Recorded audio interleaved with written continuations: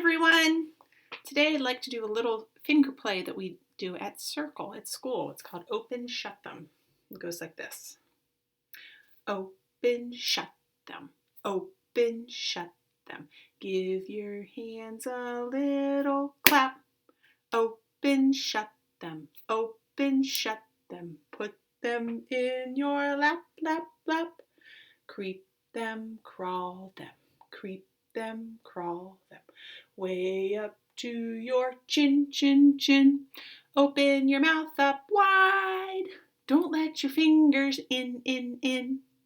Race them, run them, race them, run them. Way up to your nose, nose, nose. Race them, run them. Way down to your toes, toes, toes.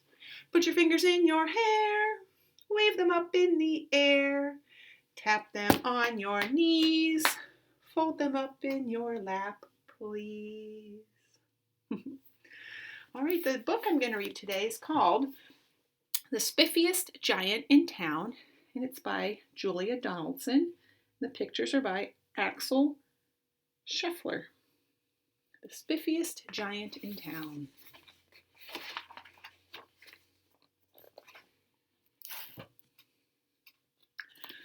George was a giant, the scruffiest giant in town. He always wore the same pair of old brown sandals and the same old patched-up gown. I wish I wasn't the scruffiest giant in town, he said sadly. But one day, George noticed a new shop. It was full of spiffy clothes. So he bought a spiffy shirt, a spiffy pair of pants, a spiffy belt, a spiffy striped tie, some spiffy socks with diamonds on the sides, and a pair of spiffy, shiny shoes. Now I'm the spiffiest giant in town, he said proudly.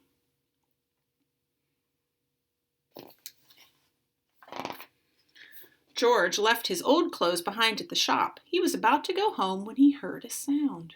On the sidewalk stood a giraffe who was sniffing sadly. "What's the matter?" asked George. "It's my neck," said the giraffe. "It's so very long and so very cold. I wish I had a long, warm scarf." "Cheer up," said George, and he took off his striped tie. "It didn't match my socks anyway," he said as he wound it around and around the giraffe's neck. "It made a wonderful scarf." "Thank you," said the giraffe. As George strode toward home, he sang to himself, "My tie is a scarf for a cold giraffe, but look me up and down, I'm the spiffiest giant in town." George came to a river. On a boat stood a goat who was bleating loudly. "What's the matter?" asked George. "It's my sail," said the goat. "It blew away in a storm. I wish I had a strong new sail for my boat."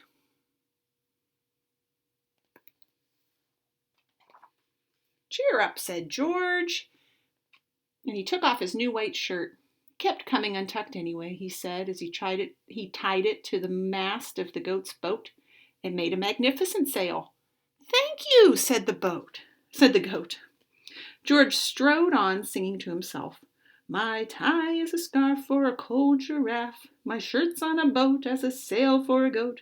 But look me up and down, I'm the spiffiest giant in town."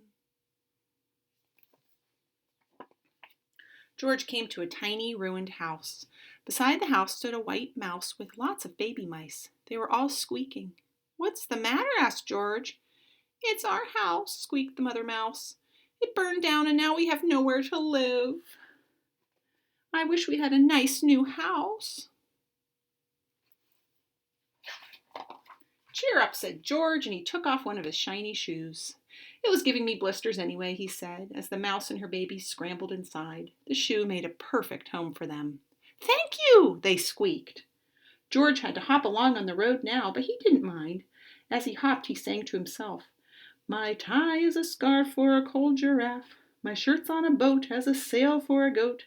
My shoe is a house for a little white mouse, but look me up and down, I'm the spiffiest giant in town." George came to a campsite. Beside a tent stood a fox who was crying. "What's the matter?" asked George. "It's my sleeping bag," said the fox. "I dropped it in a puddle. I wish I had a warm, dry sleeping bag." "Cheer up," said George, and he took off one of his socks with diamonds on the sides. "It was tickling my toes anyway," he said, as the fox snuggled into it. "It made a very fine sleeping bag." "Thank you," said the fox. George hopped on, singing to himself.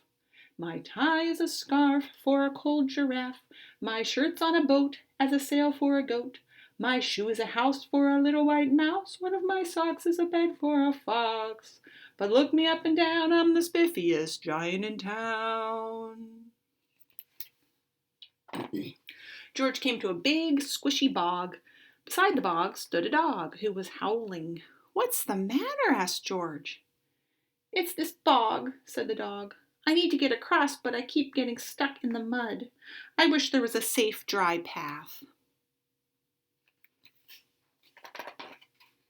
"Cheer up," said George, and he took off his spiffy new belt. "It was squeezing my tummy anyway," he said, as he laid it down over the bog. "It made an excellent path." "Thank you," said the dog. The wind started to blow, but George didn't mind. He hopped on, singing to himself. "My tie is a scarf for a cold giraffe. My shirt's on a boat as a sail for a goat. My shoe is a house for a little white mouse. One of my socks is a bed for a fox. My belt helped a dog who was crossing a bog, but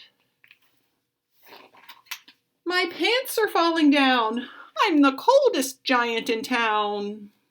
Suddenly George felt sad and shivery, and not at all spiffy. He stood on one foot and thought, "I'll have to go back to the shop and buy some more clothes," he decided. He turned around and hopped all the way back to the shop. When he got there, it was closed. "Oh no," cried George. He sank down onto the sidewalk, and a tear ran down his nose. He felt as sad as all the animals he had met on his way home. Then, out of the corner of his eye, he saw a bag with something familiar poking out of the top. George took a closer look. "My gown!" he yelled. "My dear old gown and sandals." George put them on. They felt wonderfully comfortable. "I'm the coziest giant in town," he cried, and he danced back home along the road.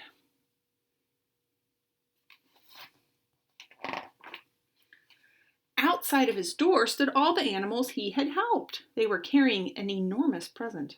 "Come on, George," they said. "Open it." George untied the ribbon. Inside was a beautiful gold paper crown and a card.